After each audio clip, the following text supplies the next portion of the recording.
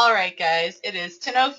I want to go ahead and get started so that we can get through this. Social media awareness usually brings up a lot of questions at the end, so I know that I want to give you enough time to get through that. Today is going to be a little bit of a lecture style, so you're not going to be following along with necessarily screen commands or anything like that. You're just going to kind of be watching some slides as I put them up. Just to double verify everyone can hear me. No one's having any trouble. Hopefully I'm really loud and excited, but sometimes, I can whisper and not normally. No, SchoolDesk never has that problem with me. Just a little bit about me. I'm Tiffany. I'm your social media, well, actually, I'm your marketing team captain, but I'm also going to be your teacher today for Social Media Awareness 101. If we were in a classroom, I'd probably make everyone get up and do some jumping jacks, so make sure you're all awake and ready because this is a really fun thing to talk about. Obviously, it's something that people get really passionate about. It's so intertwined in our lives, so really want you to pay attention, and any questions that you have, don't hold on to them to the end because we're really prone to forget. Just type them in that chat window. If I don't answer it immediately, don't worry. By the end of class, you will get an answer to that question. All right, we are going to go ahead and get started. I'm making my box go away, so I'm not going to see a lot of the commands and things as they're coming through. But if I ever start moving too fast, one of my assistant presenters will let me know. And then, like I said, if you have any questions, just make sure to type them in the bottom right corner of the screen. You have a little chat window there. If you lose my screen and you can't see the SchoolDesk presentation that's up here, you should be seeing green and gray SC University Social Media Awareness, staying safe in the virtual now. If you lose my screen, you should be looking for an orange flower. It's going to be hanging out near the bottom or wherever your task, your program bar is. Some people are cool and they lock it on the left or the right side, but we usually recommend right there at the bottom. If you can't find that flower, also check your system tray. Sometimes it hides out in there. So once again, welcome to SchoolDesk University. My name is Tiffany. Let's go ahead and introduce a little bit about SchoolDesk. You're all SchoolDesk customers, but sometimes it's good just to have a little bit of a refresher on who we are and what our mantras are and what we believe in doing, which is at SchoolDesk, we believe in giving every advantage to all school students, teachers, administrators. And I'm going to add one more word there. We also want to make sure we're giving the advantage to our communities. We want to make sure that you have the power to give that involvement and that information back out into them. Our goal, of course, has become to engage, empower, and educate. We are really focusing on trying to give you tools that really engage not only your students and not only your teachers and your staff, but engage yourself in your website, make you fall back in love with being able to communicate, and empowering you to be able to get the information out in ways that maybe originally you weren't taught to do, but now we're giving you a new avenue. And that way you can educate not only, of course, students, teachers, and administrators, but also educating our communities, because schools are such an integral part of community. So it really matters how you present yourself. It reflects upon everything in your community. It's all intertwined. So just something to remember. But let's get into the meat of why you're here, which is social media. So I put some vocabulary terms in the left-hand side of the screen. So social, it's an adjective. It's of or relating to society or its organization. Media, that's a noun. The main means of mass communication, especially television, radio, newspapers, and now the internet, regarded collectively. So all of those things together, that's all different forms of media. So social media together are websites and applications that enable users to create and share content or to participate in social networking. So one of the cool things that we're doing this morning, this is a form of social media.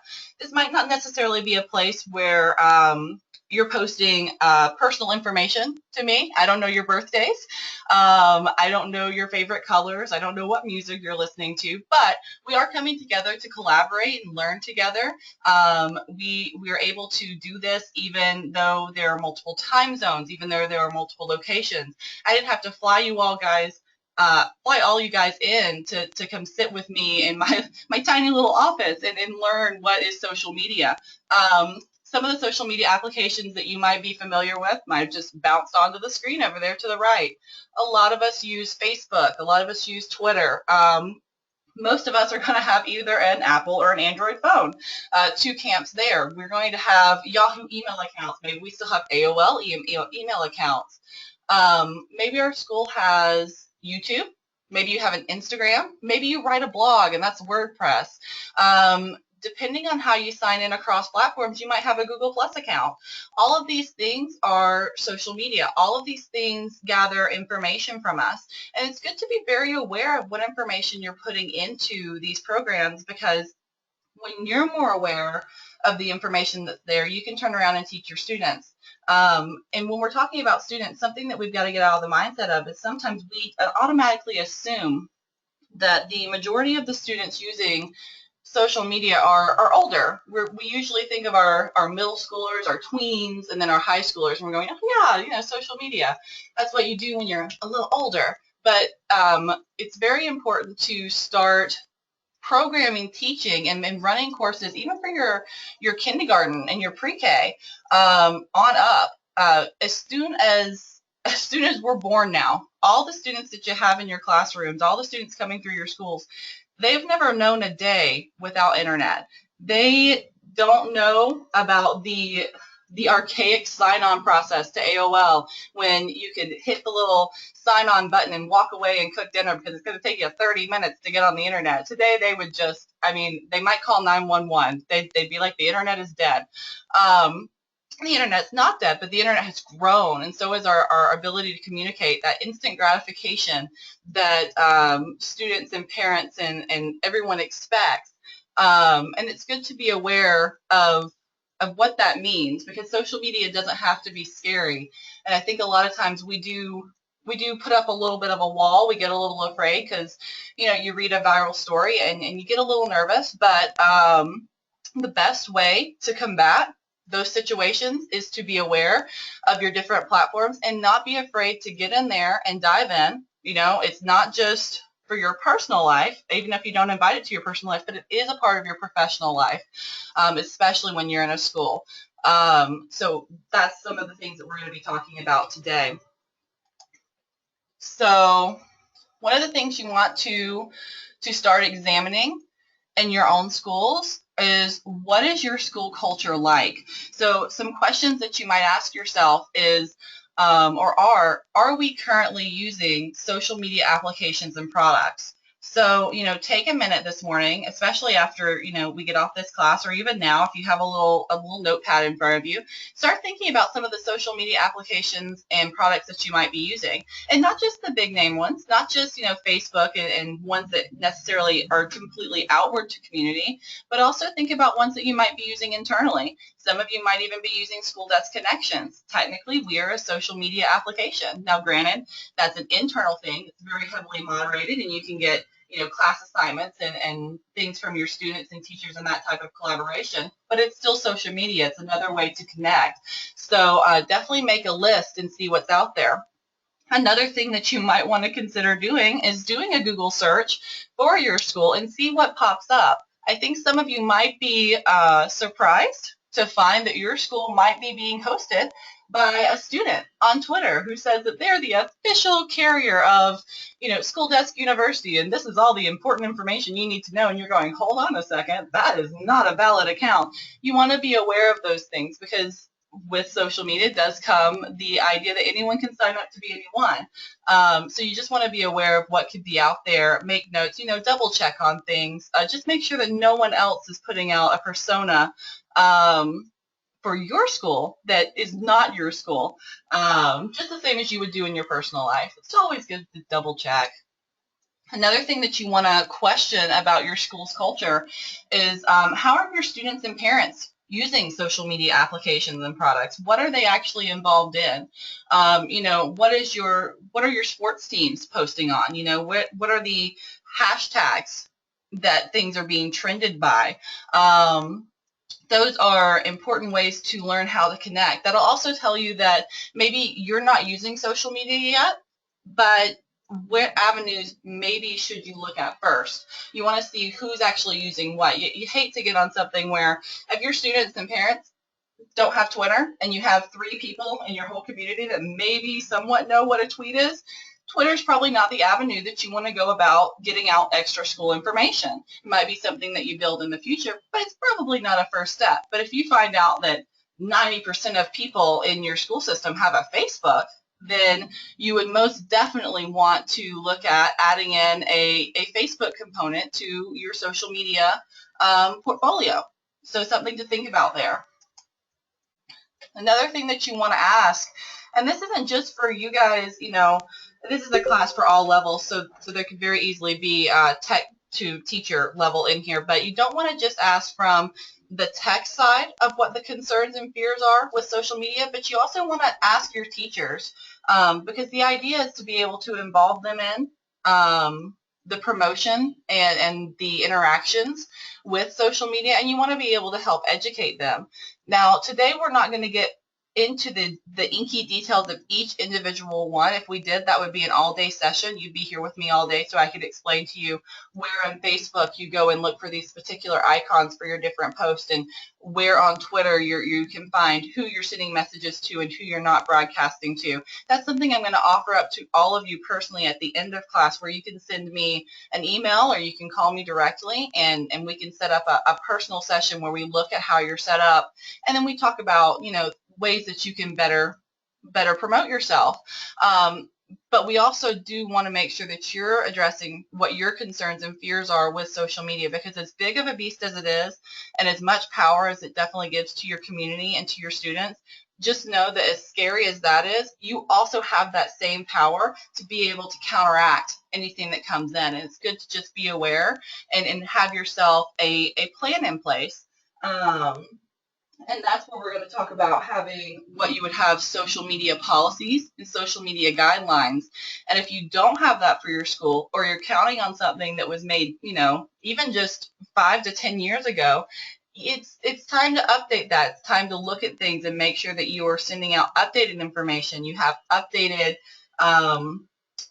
guidelines, or you have updated consequences for when people break that circle of trust in your school. So that's another thing that we want to definitely address.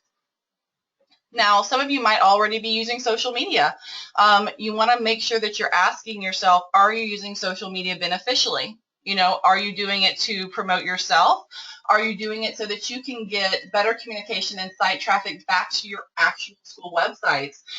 Social media is great, but you don't want to take people away from using your site. You guys put a lot of time and a lot of effort into getting information out there on your sites. Your teachers do, your page editors do, your site administrators do, and you want to make sure that you're getting people back so that they can gather that information. Don't be afraid to use, advertising tactics.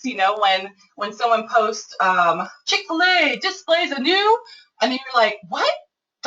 What? Chick-fil-A did what? You're going to click that link. That's exciting. You need to know, what did Chick-fil-A bring out? Even if it's just a new flavor of ice cream, you're going, oh, thank goodness, I know this is good information. Use that same tactic on your parents. Use that same tactic on your community, on your students.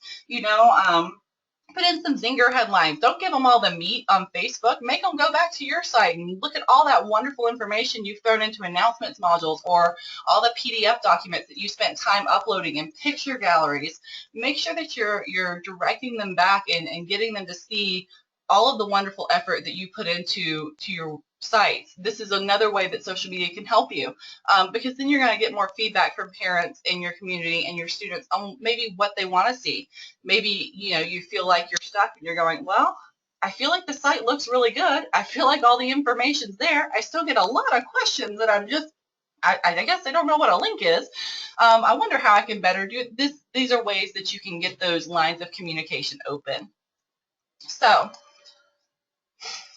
when we go to make posts on all these social medias, that now we've established that you probably want to start some version of social media, and you've picked an avenue, something that works for your community.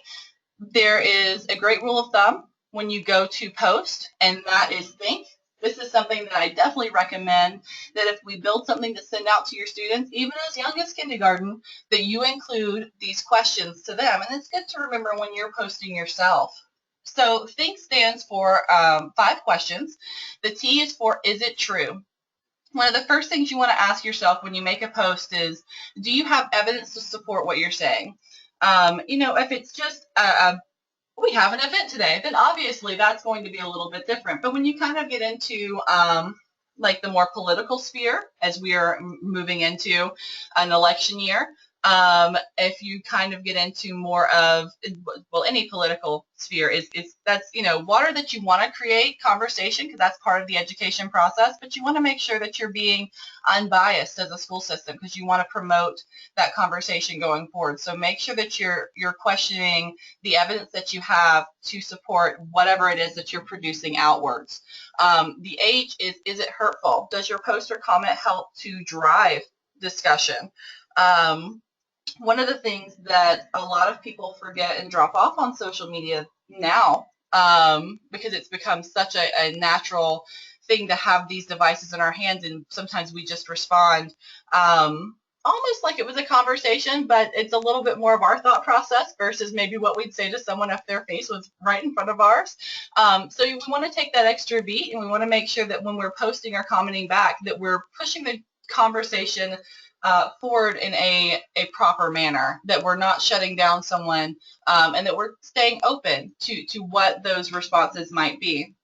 The I is for, is it inspiring? Are you adding valuable information that will inspire people to think differently?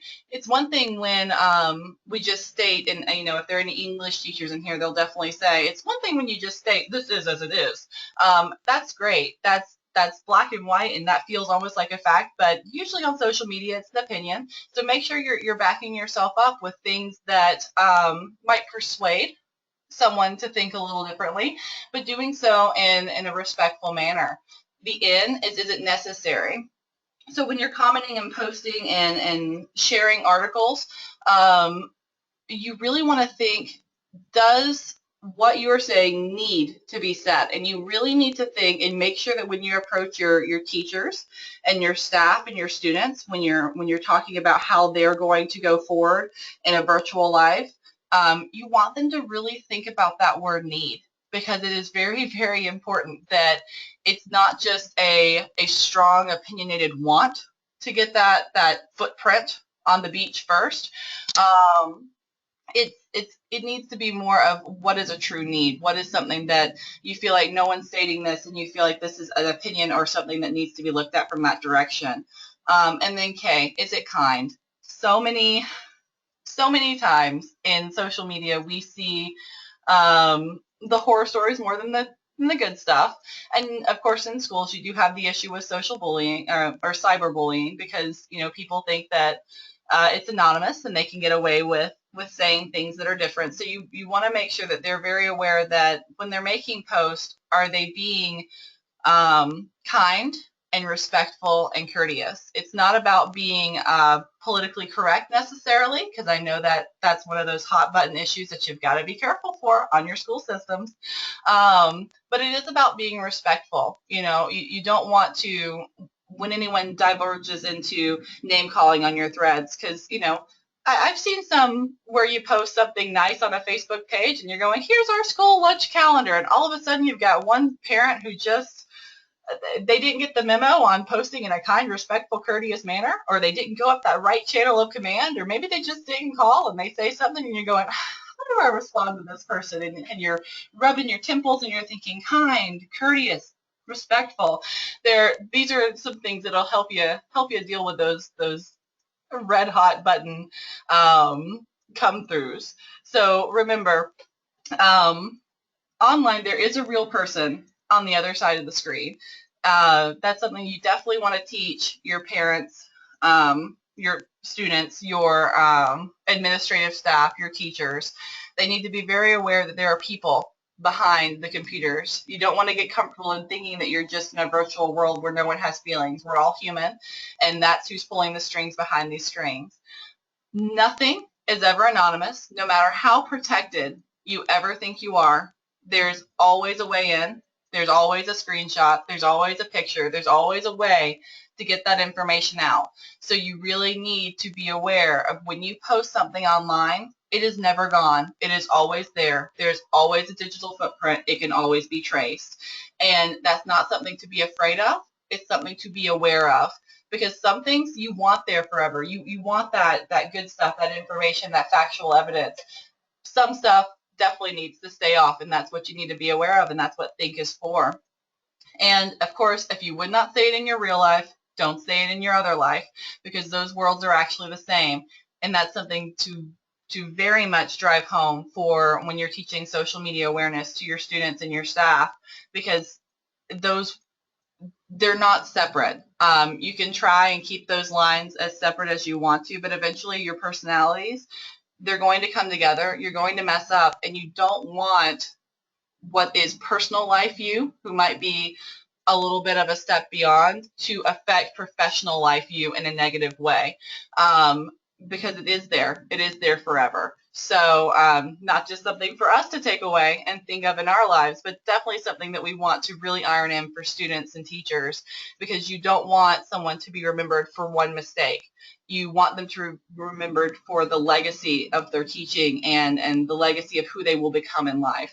So it's very important to be aware of our presence on our social media networks. So, social media mantras, the things to remember when you're going through and you're online, and if students come in with a new device, because the great thing about the internet is technically the internet's just over 30 years old. Now, the internet as we know it is much more recent, maybe the past 20 years, getting to where it is, with speed and convenience, when it's in your hand, when it's in your watch, when you can log in, turn on your car and your car says, "Hello, how are you? Where can I take you to?" That is all, that is just how far we've come with technology. Make sure that you're staying curious. There's nothing to fear in a technical world. When you fear it, then you start putting up walls, and you don't start to learn what it is. When you approach it with a curiosity, a scientific curiosity, a teacher's curiosity, you're going to be much happier in the information that you take away. You're going to feel much more comfortable in diving in and letting yourself play and move around in that world. That's why a lot of times when we have our support site and you come through with some questions, sometimes we tell you guys, make yourself a test page, a private little test page on the site that only you can log into. That way you can play with different things. Don't be afraid to do that in social media as well. Don't be afraid to kind of dive in and see, what's out there. How far can you push what these applications can do for you? It's good to stay curious. The other thing that you want to keep in mind is staying skeptic. Not everything is going to be true. Don't be afraid to do a little extra research. Don't be afraid to go further than a Google search, and not just the first entry that pops up. Go ahead and dive in, read some more, take that time, because too often we get into what is a sensationalist mindset, and that's definitely something that social media suffers us as a society. Is we get into, oh, this person posted it, must be true, all these newspapers picked it up, it has to be true, and now it's this truth story, when it really could have started on a satire news site. It really might not be true at all. It could be something, when they say, oh, Facebook's going to start charging for your account and they're selling your information to so and so. Take that extra time to actually take a step beyond and research out what that is. Make sure it's not a hoax. Make sure someone's not trying to pull the wool over your eyes. The same way that you would approach, the traveling vacuum salesman. That's how you need to approach things on the internet. It's not about being afraid of them, but it's about being aware of them. It's about being one step ahead, and it's about not buying into what's just put in front of you. And of course, the setting of expectations. When you set your expectations and your social media guidelines, and when you're looking at those after you're done with this, which is what I really hope you do, I hope you pull up what are your virtual rules in your handbook, what are you expecting out of your students and teachers, and what do you have them sign. I really want you to look at those expectations and make sure that you are expecting that out of them without the idea of failure. People are going to fail. That's okay. People are going to mess up. That's what the consequences are for. Make sure you're following through on those consequences. Make sure those consequences match what would be the said crimes here. But set expectations knowing that you're giving them the tools and you're there and you're available to help educate them through. And if you have questions and you're stuck and you feel like, hold on, maybe I don't understand that. That's what we're for. That's definitely what I'm for as your marketing point of contact for SchoolDesk. This is what I do. And you definitely want to just make sure you're aware of what it is that you are expecting out of them. If you don't have expectations out there, when something does go wrong, you're going to be scrambling. We don't want you to ever have to scramble. We don't want you to have to take that extra breath where you're going, I wasn't prepared for this. We want to help prepare you for that. We want to help make sure that you're safe in your bubble. We want to make sure that you understand whatever form of social media you decide to go with, what it is to set up, guidelines behind that.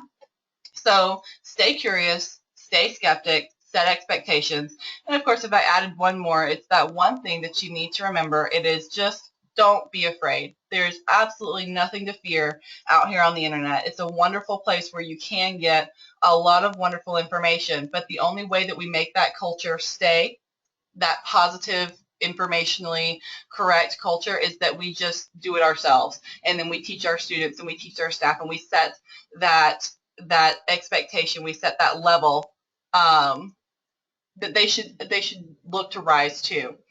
So if you're not ready to go into the world of Facebook and Twitter and you're just a little nervous, something that you could try, with your school system is SchoolDesk Connections. This is something that all of you get for free. It is a learning management system. It's basically set up like Facebook.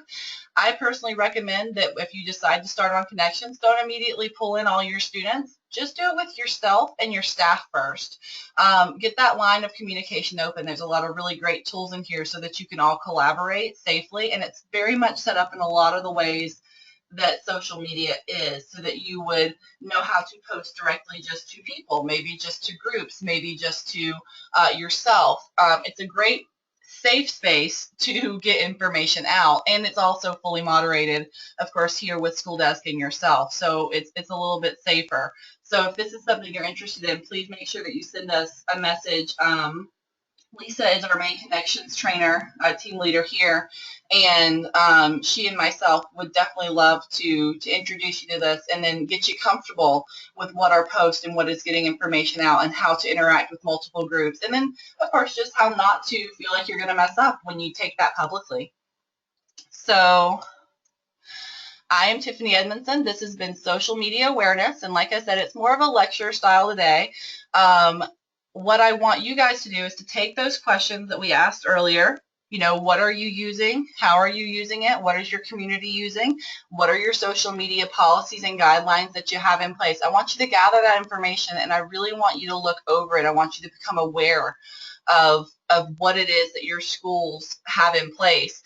And then I want you to gather more questions. I would love to set up a meeting with anyone who wants to have one so that we can go over, and that meeting I could go over more specifically when you have a specific Facebook question, or when you're asking about, Twitter, or when you're asking about what is Tumblr, or, what is Snapchat, Instagram. There's so many different applications that are going to come across your desk, and I have zero qualms with helping to answer some questions and getting you to resources that are going to better assist you and your system in understanding what those are, because knowledge is power. And so you can email either at sdu@schooldesk.net or tiffany@schooldesk.net. And I would definitely love to set up time with everyone and just make sure that you feel comfortable in this world. I'm going to go ahead and pop open my little question box on the right hand side and see if we have anything in here. Currently, I do not have any questions. But if you have one, go ahead and type it in there. Feel free to message me directly if you don't want to send it to the whole group. That's perfectly fine. Or you can send it to the whole group, and I will read it out and answer it that way.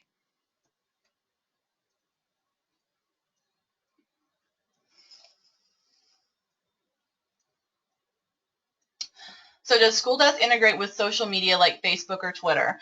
We do have modules that will make certain integrations possible, like the widget module where you can pull in those feeds back to your site. If you're looking for specific integrations in different sections, send me an email on what those exact, like what your specifications are. Are you just looking to pull in your feeds and your information back to your website, or are you looking to have like share buttons and things like that? Send me an email, and then we can take steps on making integrate. Just has many levels, so let's just make sure that we get the type of integration that you're looking for. But yes, we do play nicely with different social media applications, and definitely Facebook and Twitter, because those are the two most common.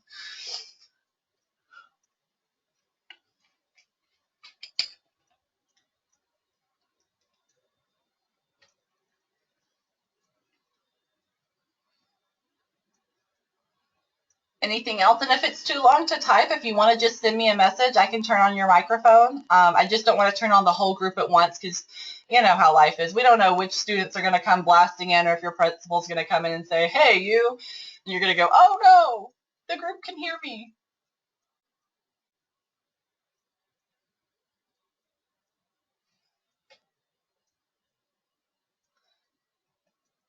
I'm going to leave the meeting open for about 5 to 10 more minutes, so feel free to, send in any extra questions.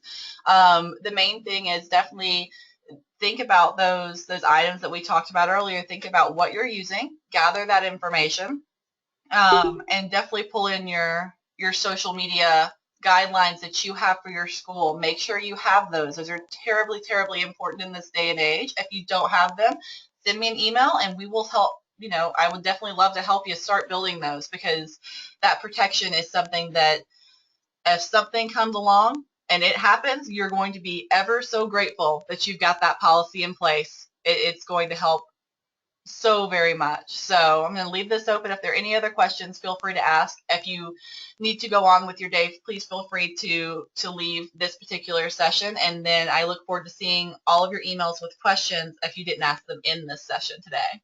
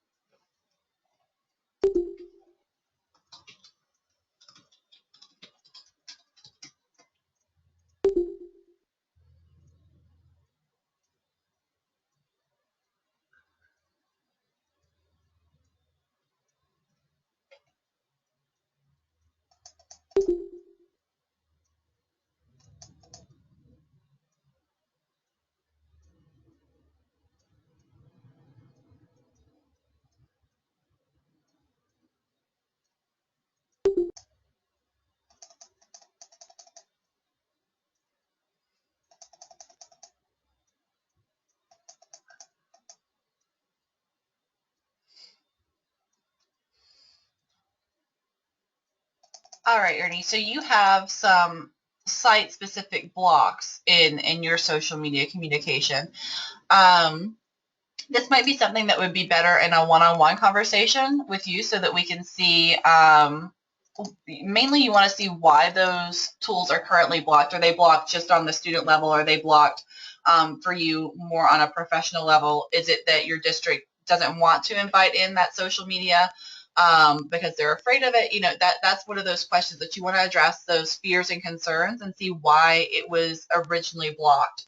And then we can help you move forward. Facebook and Twitter can both be extremely beneficial. Facebook, we usually find, is probably the easiest for schools to start off on, because usually you're already comfortable on and can move forward, and you can have a professional business page created that is completely free, and you can kind of get the information out to whoever subscribes to you that way.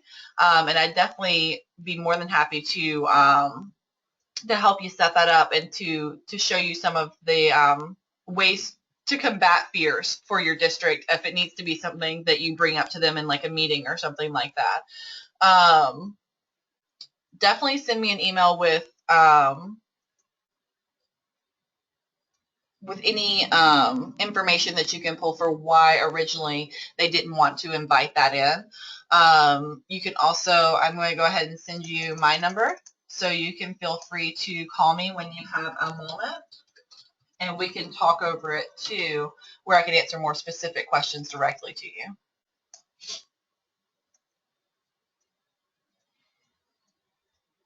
and that's my direct line. Perfect.